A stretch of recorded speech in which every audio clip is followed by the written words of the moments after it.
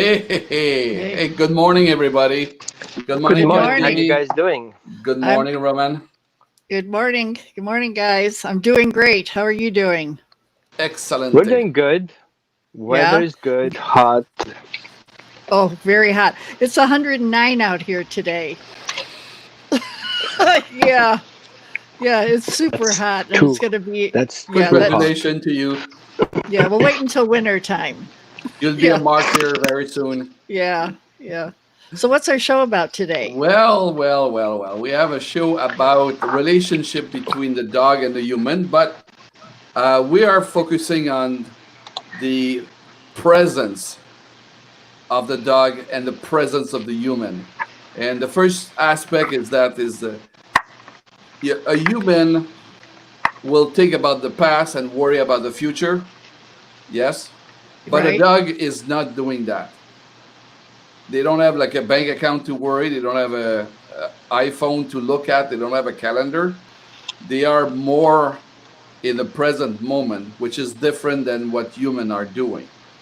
And this is what the topic is today. And we want to talk about that. We want to talk about the attention we pay to the dog and the dog pay to us, the human, the faithfulness between the human and the dog, and the dog, human best friend. That's Yeah. that's what we're exploring today. So Yeah. I'm throwing this first question to our friend Roman. The presence, the dog in the present moment. The dog in the present moment. Well, all animals are in the present moment. It's the only way you can be in tune with nature. So, in order to survive nature, you have to be constantly present and recognizing how you are affected by the environment and how you affect the environment as well. Imagine a dog would think in the future or get stuck in the future projecting his thoughts of, oh, it would be a bad day today, so I better not go out hunting because I would not be successful anyway. It would not work out well. And how about the dog getting stuck in the past? Hmm. It never worked out for me. I'm such a loser. Going down that hill would never get me something to eat. That's so true. That's so true. Yeah. So, Or I have a we, fat butt or I don't like my hair today. right? So I feel we have to see the dogs from a natural angle and ourselves from a natural angle and take an example. Dogs refer to the past based on their experience. What is the likelihood to get out alive? Hmm. Number one. And then looking a little bit in the future, which directions do I go to be more successful? And so there are genetics that come in that to be considered, and also the dog's environmental factors, how he's being raised, what his education level is, how are his friends, and that's why dogs like to team up with other dogs, and that's our connection point. Because of their sociability, dogs are likely to connect with people because people and dogs have similar family structure. Now, we don't know exactly who learned from whom having these complex family structures. I assume we went in the same directions together. But it seems obvious that in order to be born, you need one person and another person, and that already creates a social interaction. But then, in order to be safe in nature, the more people are gathered together, the more likely there for them to survive and help each other, building housings, you know, um, protect themselves, gathering food and gathering safety. And so dogs were also a similar part of that. So for the last 40,000 years at least, we know for sure, I assume it's earlier, but we don't have physical evidence, that dogs live in near people housing for a period of time. So these Hmm. findings that we find out that dogs were already social with people. So there is a history behind that. So the pyramids weren't built in one day. However, we see that dogs were used to build pyramids. Hmm. Hmm. Okay, we see also that in ancient caves we found people having dogs for hunting. Right. Wow, Yeah. how did that happen? It didn't come overnight, right? Hmm. And so we see that these have this interactive bond with each other because they are in the present moment. Mm-hmm. Now, an example for a dog not being in the present moment is when the dog has separation anxiety. He is disconnected from the present moment. He doesn't mind his business. He's worried whether or not his owner will come back in the future. Mm-hmm. So, not being in the present moment is a wrong thinking process that comes out of trauma. So, Mm-hmm. a trauma can stuck the dog in the present or in the future in one way or the other, in the Yeah. same way people do, right? Yeah, exactly. The people have that problem of worry about the past, be anxious about the future, and they don't enjoy their day. They don't enjoy the present moment. I think the dog is a factor that can bring human back to the present moment. And I think this is a point where the human can learn from dog. This is why I get involved in this show. Yeah. Is there's lesson we can learn from dog to be a better human, and be in the present moment is probably the best way to live our life. Is there a plus Exact. button somewhere? Yeah, exactly. I wanted to comment on that because that's what the dog connection originally was about.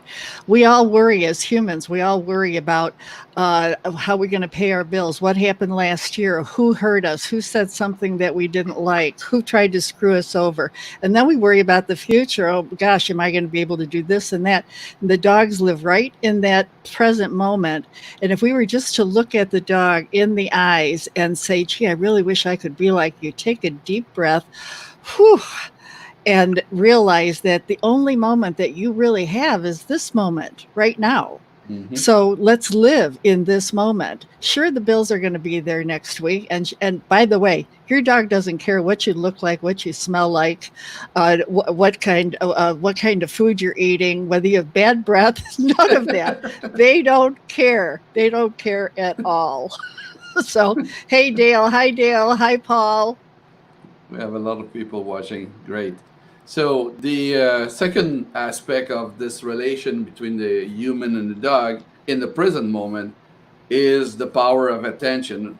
How this attention manifests in the dog, Monsieur Roman. Well, attention is something that dogs need to be social. Of a dog Whoops, we to lost get him. the other one's attention. Are we still there? Yeah. Yeah, yeah, you're back. Okay. Sorry. It's the intention of the dog to establish communication with his social partner in order for them to be interactive. So we see that um, social ability is a very important factor to survive. You need a group of hunters to gather your food. You need a group of hunters or guardians to protect yourself from others' influences. The more gathered are together, the safer you feel. So it seems that dogs gather together in groups of 3 to 13 dogs if we leave dogs roam free, and we have about 800 millions of those roaming free, so we have a lot of data available. Now, when we have dogs in a home, the dog's social ability is a little bit restricted because the dog doesn't live free. He cannot make his own choices. It's very restricted of our communication skills. So if the dog needs something, the first thing he has to do is he has to communicate with us. And I feel there are different stages of communications and how the dog wants our attention. So if we consider ourselves as a secure attachment figure, the dog needs our information to basically survive our confinement, and so he needs to go to the bathroom. He has to make himself, visible, and we have to pay attention to it. If a dog is hungry, if a dog needs to go, for playing, and if the dog wants, our attention, there are different levels that dogs try to communicate with us. So I feel there are basically four levels. The one is a me stage, where the dog recognize it's part of his survival that I need food now, and I don't care. I just try to get it. Okay, the communication goes towards survival, and he doesn't expect any feedback. All he wants is that food. So for example, um, the dog even may avoid eye contact if it's about the food. It's a very low level of communication. A puppy does need eye contact to find his mother to get food. Okay, then the next level would be a want stage, where the dog tries the first time to interact with a person. I want your attention, scratch, scratch. I want your attention, bite your hand. I want you to let me out of the door, knock, knock, scratch, scratch, bark, bark at the door.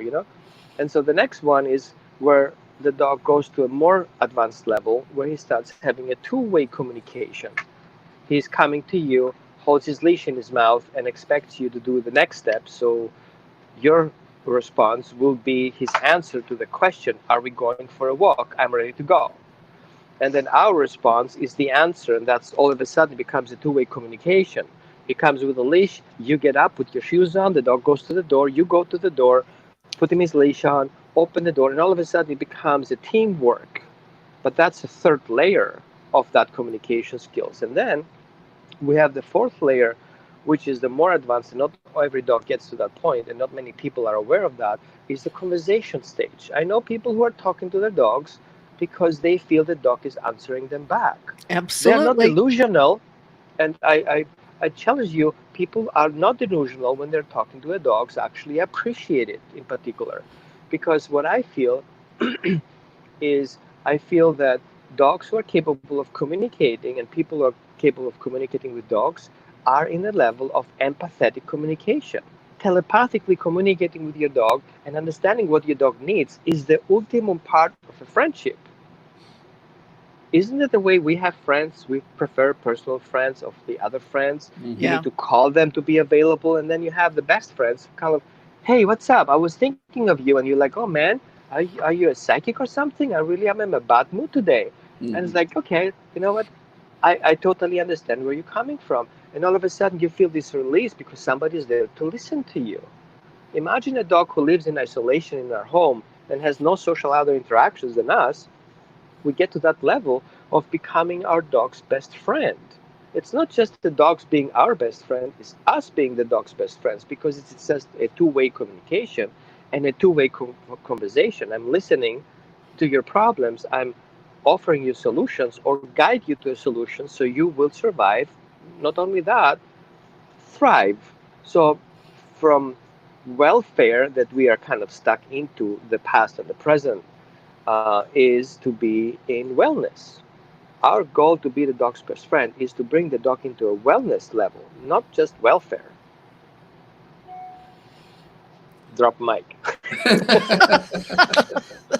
The part of the human there is the dog pay attention and direct its attention towards the human has to react, has to also pay attention. So, what would be the best communication, best participation of the human there in reaction to the calling of the dog, for instance, or solicitation, the attention? The dog solicit your attention, Mm-mm. and then the humans say, "I don't care." Before you answer that, Roman, the question here is who's teaching who? The dog brings the leash to you. And if you are not, if you're the human and you don't get that and you don't connect with that, then you haven't learned it. The dog has taken the time to figure out your behavior. So you need to figure out what the dog's behavior is, which is what Roman's really saying. When you get to that level where it's a telepathy thing, you can anticipate what what the dog's needs are automatically. You don't have to say a word. They don't have to look you in the eyes. They don't have to do anything. You just automatically know. They go to the door, they want to go out. They look at you, you crumple a bag or something, and their ears perk up because they hear it's cookie time. So they want a cookie, they want something to eat.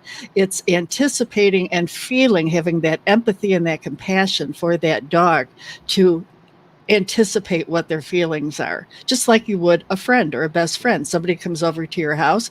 Do you want a cup of coffee? Sit down, relax, let's talk. And I'm totally with talking. I talk to Charlie like he's human.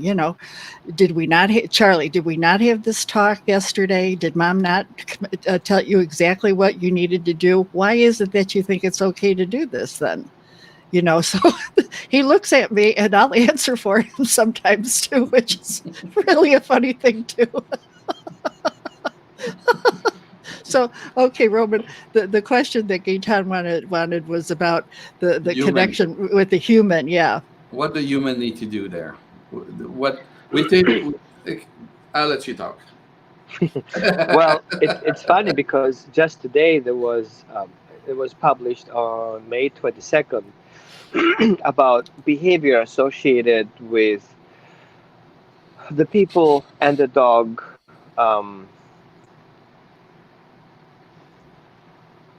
secure attachment relationships. And I'm working right now trying to kind of not dump it down, but kind of like bring it down to the earth level so we can really understand the applications.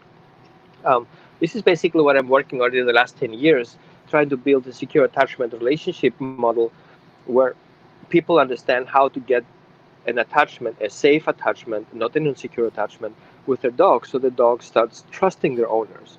So we see where the problem is and where we lack on based on the stressors that a dog has when they don't have the secure attachment relationship. So I'm not missing a point. I want just to read that here because I Mhm. had made a couple of notes. And if anybody of our viewers is interested, I'm happy to share my personal document that I worked on. So the first stressor is when there is unstructured time. So I'm going reverse engineering. I'm telling you what stresses the dog, and you see what you're missing and add that to your equation in order to build that secure attachment Yay. relationship. Right. Okay? Because telling you what it is, then you don't coming through that experience. So I want people to experience that lack of. So, for example, unstructured time is what triggers the dog to have stress. And unstructured time would be what time you're going for a walk, what time you go for feeding time, what do you do after, what do you do before, how are the social gatherings, and for example, in that unstructured time, the dog is always questioning what's going to happen next, what's going to happen next, we will survive. It's kind of like a constant internal fear that happens. So the antidote is structure time. Invest your time 100%, focus on your dog. 15 minutes a day, 100% is better than 5%, 100 times a day. That's my motto. Um, we don't have always time, and dogs with each other don't have always time. They have playtime. It lasts about 10, 15 minutes, and then they mind their own business. Later on, they come back together for another game for a different reason. And if they don't find that attention there, they go somewhere else. So dogs have friends outside of the family, and even in different areas. So that's already studied too. So the next one is learning situations. If the dog doesn't have learning situations, then he's constantly in stress, not knowing enough, and not having troubleshooting skills, which cause the dog to be fearful of situations because he cannot predict the outcome. And now the dog is disconnected from the present and start being fearful in the future because he's afraid that he would not solve the problem. He's going to end up dead because it's a fearful trigger in his body based on a survival response. And then the next thing we have is sensory issues. If we are not affectionate, if we are not giving the dog enough space, if we are not giving the dog a safe place to go. So the sensory issues are part of our structure to support the dog feeling in concept of sensory issues, calm and secure and safe in his place. Temperature, environmental triggers like sounds, noises, um, texture. Dogs who live on the floor, for example, need more cooling temperatures. So we need to make sure that the temperature is regulated. The dog may have health issues. So we want to look all these aspects that are associated with sensory. Okay. And then we have social situations. For the dog, for example, is unsafe about social interactions. Too many people, too much gatherings, unexpected surprise visits from people that the dog need not expect. For example, opening the garage door and a stranger comes in while the stranger is supposed to come in from the entrance door, and the dog expected the person come in from the garage that he knows of. And so these can be very difficult situations for the dog. Um, Another problem that I see is changes of expected outcomes is a trigger. For example, if a dog expects people to give them treats in the social gatherings and suddenly that treat doesn't come, the dog feels insecure about the outcome of the event and the dog feels threatened. Well, if you're not complying to my expectations, what else can you do to me? Make sense? And I feel if, as a dog parent, if we're not able to provide those solutions to the dog struggles, then we're not giving what the dog needs. And now the dog starts disconnecting from the person and starting being self-sufficient. Good on one point, okay, having a self-sufficient dog, but coming out from a neglect situation, meaning is we don't care, we don't be proactive, we're not making sure the dog is safe, and all these aspects that coming from neglect. And I don't want to accuse anyone, but sometimes I forget to make sure my dogs have water in the morning. I thought I put it last night, but actually I forgot about it, and if I didn't check in the morning, the dog would be out of water for a couple of hours. That's my neglect. So we have always to consistent checking in on that, just like we would do with a relationship. Just because I'm married doesn't mean I'm sitting on a sofa and everything is being done to me. That's a misconception. Mhm. Saying good morning and saying good night and giving a hug is part of confirmation of our relationship on a daily basis. So with the dog, we have to do the same thing. We have to constantly reaffirm and confirm our relationship to our dogs for the dog to understand that our ritual is on a good manner. I appreciate you for telling me that you need to go to the bathroom. I'm not punishing for scratching at the door. I'm sorry I failed you to get you out in time. We have to be conscious of our responsibility so we don't need to blame our dog in the first place. I feel dogs are perfect in the Yes. meaning of perfect. Perfect because imagine a dog wouldn't be perfect. We would not be here today. Yeah. Dogs are reliable. They're barking. You know that he will bark, that there is something out there. He will never fail. Make sense? Yeah. So we have to see that aspect as well, and I feel we have to kind of get out of this gray zone of old belief systems that we have to control dogs, that we have to suppress dogs, and we have to do all these things that we consider domestication of dogs. Sorry, guys, dogs are domesticated 40,000 years ago. Let's get back to the present. We are here now. Dogs are just fine. Yeah. We just have to teach them how to handle our complex social intercity and pet ideas that we have for dogs. That's our problem. It's not theirs. And they like routine. They Yeah. if there's a routine, they like to know it. When you hear somebody that the dog goes to the door at 4:45 because they know that their dad or mom is coming home at 5 o'clock, they're getting ready. They're getting prepared. They know that the dog is. They know that someone is coming. Some say, well, that they smell it, they sense it. It's the routine. If you were to break it and you didn't get there at 5 o'clock and it was 5:30, the dog's going all around looking, well, where are you? Where are you? You're missing it. You're missing it. So that was just another little tidbit. Can I share something very funny? Sure. I know it's extremely funny. So I had a client one day, and she told me that she has a problem. How can she make her dog not liking strangers? And I was like, what are you talking about? Yeah. Usually people ask the opposite. No, so not strangers, friends. And I was like, well, that's kind of strange. What do you mean? What's the problem here? She says, well, here's the thing. Let me explain to you. I was dating a guy, and now I'm not dating anymore, but we're still friends. Now I'm dating a new guy, and he doesn't want to know about my past. So I kind of keep it secretly about my previous kind of date. Now, when my ex date comes to my house, my dog is very friendly about him, but usually he's not friendly to strangers. How can I prove him that my friend is actually a stranger? Yeah. The dog knows best. The dog always knows best. They know good people. That's for sure. Yeah. I did not have an answer to that though. Yeah. Hey, Paul, we see that you have a couple of good statements. We just wanted to acknowledge it through there. And Dale, we know that you have a question too, and we're saving that for the end. Oh, okay. There we go. It's a little bit big, but Yeah, this this position is so instinctual because dogs begin learning it almost from birth as the new little jockeys for a position while nursing with the mother. The more dominant dogs will get more milk, while the submissive dogs will learn to wait. Since this first struggle for position deals with food and the possible difference between life and death, it is very primal and makes a big impact. Their job is to protect and direct the entire pack. The Omega dogs are at the rear, and their job is to alert. Yep. Yes, sir. I Yeah. need to raise my hands here. Go ahead. I understand where this statement comes from, but, and here's the big but, that dominance theory does really not exist. There is no scientific evidence that that actually is the fact. Actually, the opposite is the statement that there is a, a survival instinct that the dog has to go to get his milk. He really doesn't care about his neighbors. He doesn't have the sensory to recognize who is next to him or not because the puppy is so young, his sensory system is not functioning.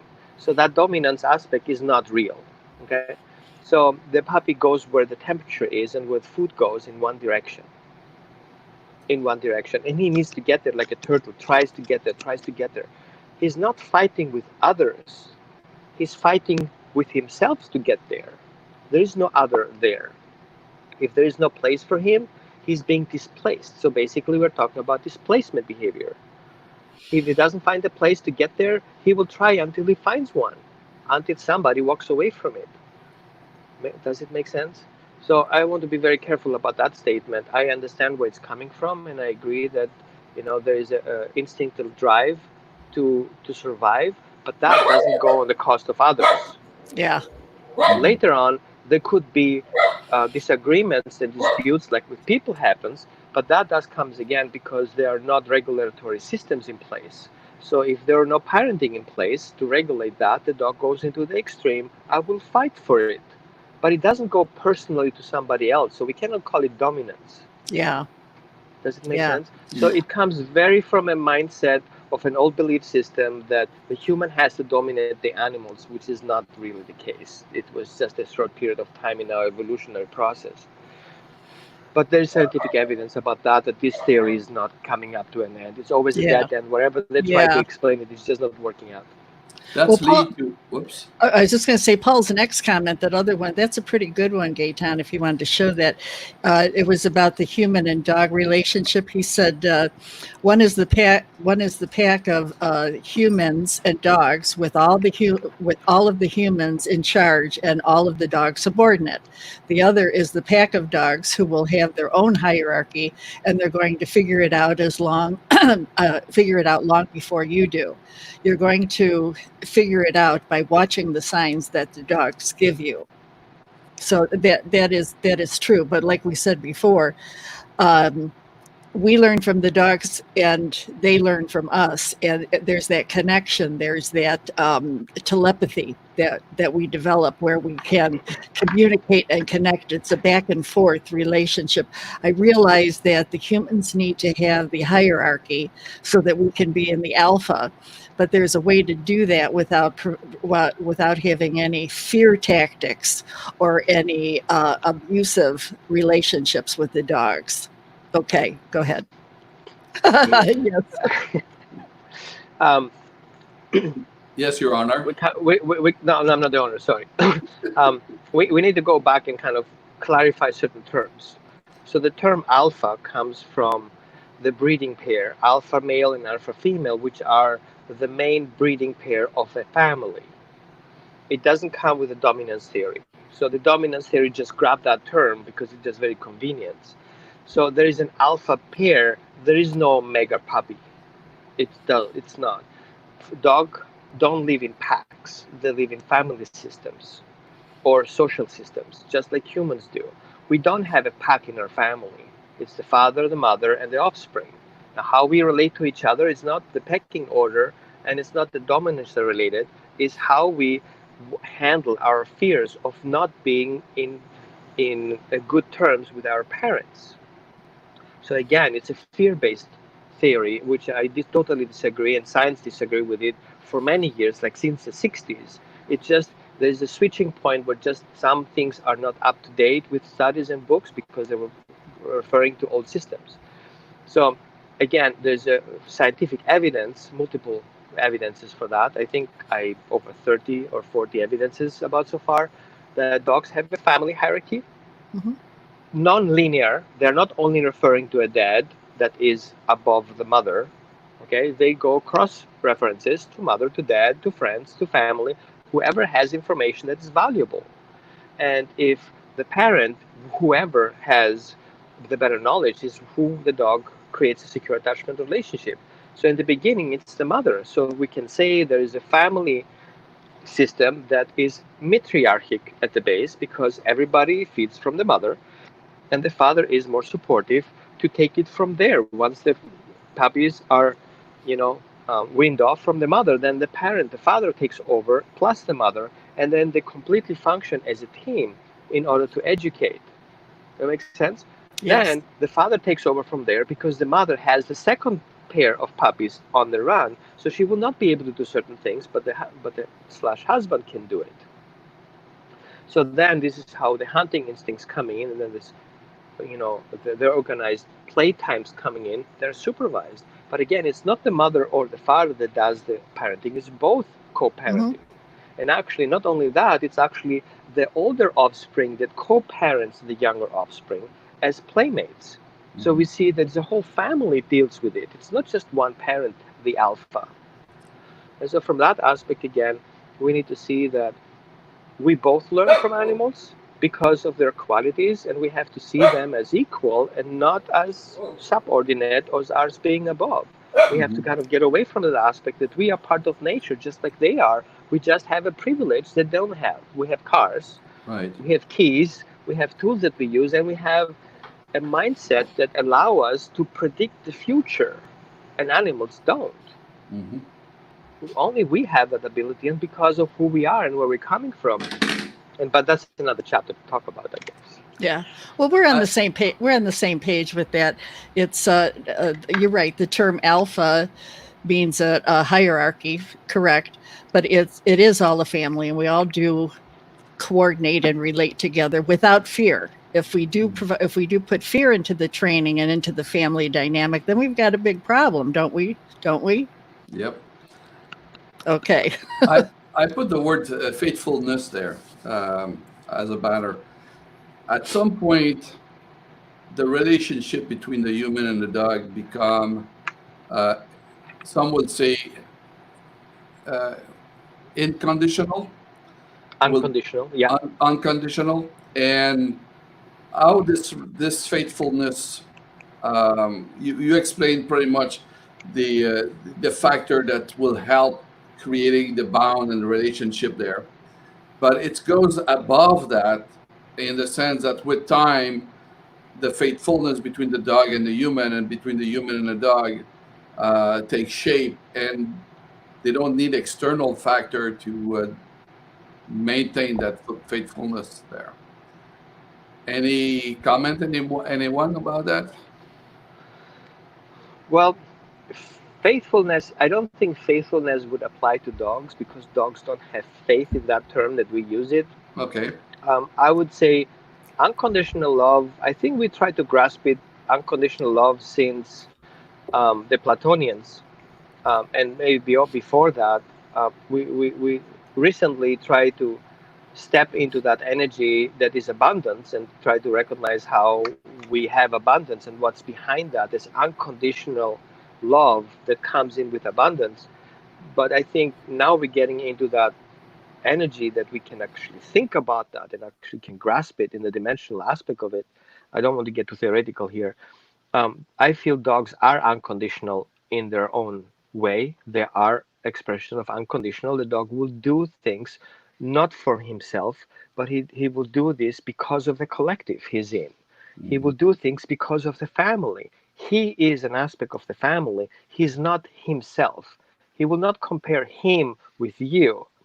He's comparing how he can offer to that he considers safe environment and family. Mhm. So it's kind of like what we would think of the military, that the soldier would do something unconditionally without expecting anything in return for the greater good of whatever that system believes in.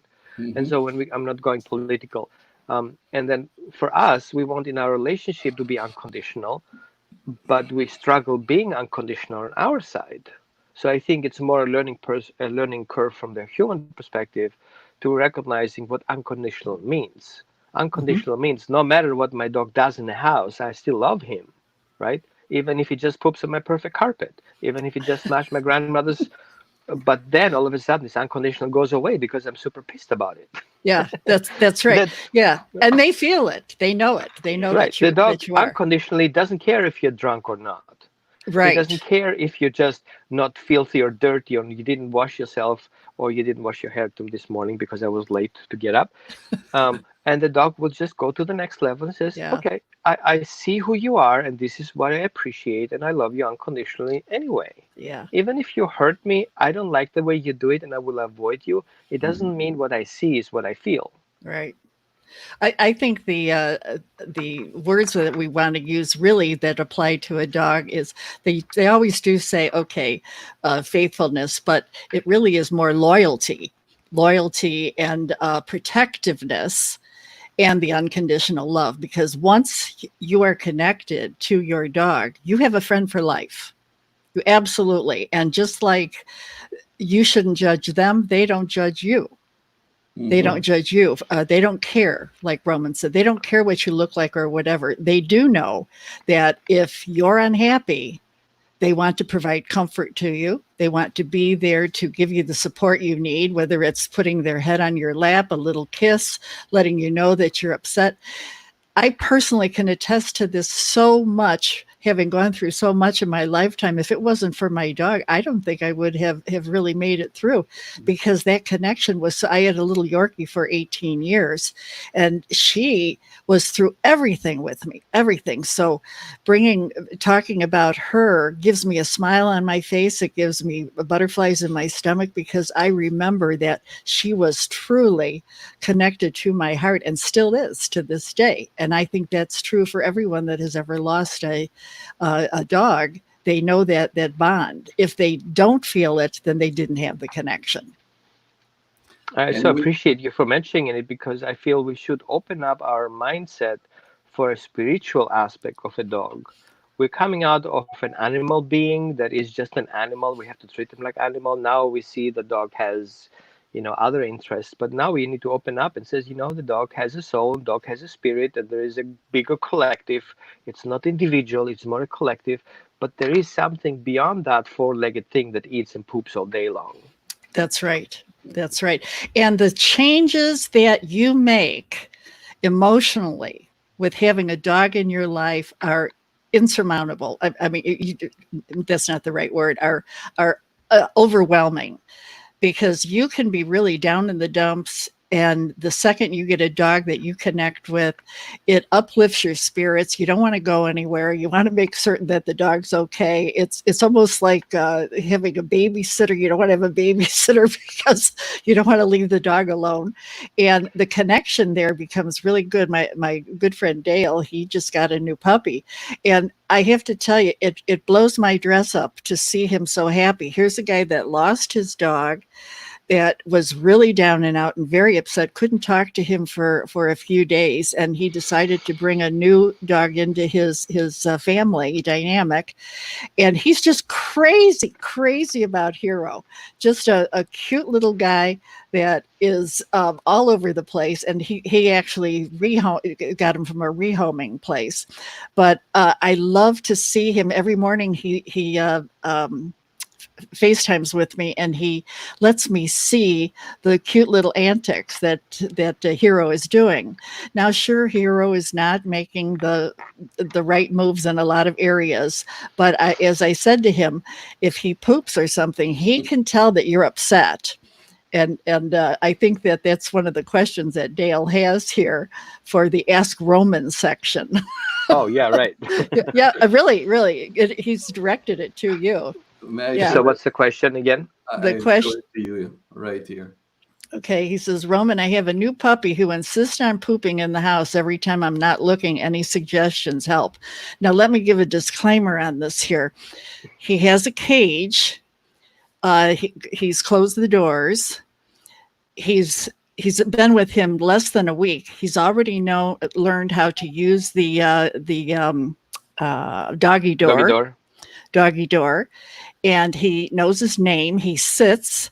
There's another dog in the house, and the other dog, which is a pit bull mix, it actually has taught him how to do a lot of things. So it's a great teacher. How old is the puppy? 6 months old. 6 months old. Okay. So there are several aspects. There's a convenience factor. So if the dog goes outside, it's too hot, or it's not convenient, or he's scared of environmental factors. He gets too excited about outdoors. He will not be able to relieve himself, but he comes back in. Everything is quiet and peaceful. Nobody's looking at me. Oh man, that feels so good. Oh, it's like having the um, door closed to your bathroom. exactly. Yeah. And so then we have other aspects that the dog doesn't have a clear understanding what's clean and what's not. Dogs naturally tend to have their own personal space clean, and they go on the side to eliminate. Some dogs who have been in difficult conditions, we don't know his past, may have bad experience that he can poop wherever he is. Maybe he was an outside dog, outdoors dog, and outdoors dog means wherever I am, it's hard. So he will poop on hard floors, he will not poop on grass, and he will not poop on blankets. So it's the texture that makes a difference between outdoors and indoors. In that case, I always suggest to start with classical puppy training. Start with every 2 hours going outside and reward and make that a difference. I reward outside, I don't reward inside. So, and then restrict the dog's ways of being hiding places. And so if I cannot observe my dog, maybe I should have it in a confined place.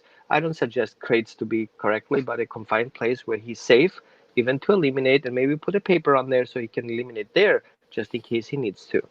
But however, I feel that consistency, what we talked before, is one good point to start with. Consistency and predictability. I will always get out to the bathroom at 6 o'clock. I will always get out 2 hours later. I will always get out for peeing after I drink water. And that becomes a rule. And then if something breaks that rule, then I have to hold myself because I need to be compliant to the rule. I need to get out to make potty. I need to get out to eliminate. Make sense? Mhm. And then we have another factor that could be fear related, that the dog eventually fearful pees or poops because he feels threatened. So he marks his place so everybody knows that that's a safe place. So, for example, dogs who have separation anxiety are likely to pee and poop in the house. Dogs who feel unsafe outside to do it, they do it inside. So it's also a fear factor related to that. But I suggest it's more complex than that, depending on the situation. Since the dog has been already older and has been through an experience in the past and we don't know of, I would not hesitate to give Roman a call. Okay. Okay. Yeah. Well, Faith, just to conclude the program, it was fantastic, interesting. Dogs, men, best friend? Question mark. yes. Kathy. Oh my gosh, of course. They're your best friend if you can connect with them. If you can't connect with them, then you're going to find that you're going to find fault with the dog. And as Roman said, all dogs are perfect. It's the humans who are imperfect. So once you are granted and given the wonderful gift of being able to have a dog as your best friend, then there's nothing better in life because you can bring that dog anywhere. I mean, I have more pictures of my dog and videos. I got hundreds of videos of my dogs, not so much about people. Why is that dog lovers do that? So everyone knows that a dog will be your best friend, but you need to be a best friend back. Mhm. That the reciprocity between human and dog. It Yes. cannot be a one-way street Yeah. in the We, relationship. we have to be careful. There is one thing that I want to mention today, and take it with a grain of salt because it's my personal opinion. We have to be careful not to step into narcissism with animals. We have to be very clear their abilities, and we should not project too many things that we want the dog to do without consideration of the dog's breed traits and the needs of a dog as individual. Just a reminder, sometimes I catch myself of expecting too much from my dog because I want my dog to be better than everybody else, and then it comes from Yeah. my perspective, Mhm, which is not mhm. the reality. So sometimes we have to do a reality check here. Can I just mention this before we end? That's a funny thing because people will say to me, I think I told you guys before that my Charlie, he was living on the street with a homeless guy for 5 years. He never knew the inside of a house. No, 6 years. He never knew the inside of a house. So he had so much to learn just to be in the to be in a house at 6 years old, he had to be potty trained. He had to be learn how to not run away and stuff. And people will say to me, "Well, what kind of tricks could he do?" Zip, nada, zilch. I'm just happy that is where he is right now. I don't have a desire to have him sit, give paw, and all that. It was tough enough at 6 years old to get him to do what he does today, which is be my friend. And so now, I mean, we're like Velcro. He's with me everywhere. You go to the bathroom, he's right there. And if I close the door, boom, he pushes it open. It's like I can't be out of his sight. So if I open the front door, he won't go out. Did he before when I first got him? Of course, because we didn't have a relationship. Now we have such a bond that I totally get what he's talking about. I totally get what he wants. I can mention his name, he turns over, and then I say, "So are you doing okay? Is everything all right?" Not like, "Oh, is everything okay, sweetie pie?" I talk to him like a human. Okay, that's it. Great. Excellent. Thank you so much. I think this is the end of our show. Okay. Thank you to the audience. Thank you to everybody. Thank you, Roman, for your contribution. Thank you, Kathy, Yeah, for thank you, being Paul. there. Thank you, Paul. Thank you, Thank you, Dale. Paul. Thank you, everyone, for watching. Thank you. We're out Thank of you, Roman. Thanks, Bye Gaetan. bye. Thank Bye. you. Thank you. Bye Bye. bye.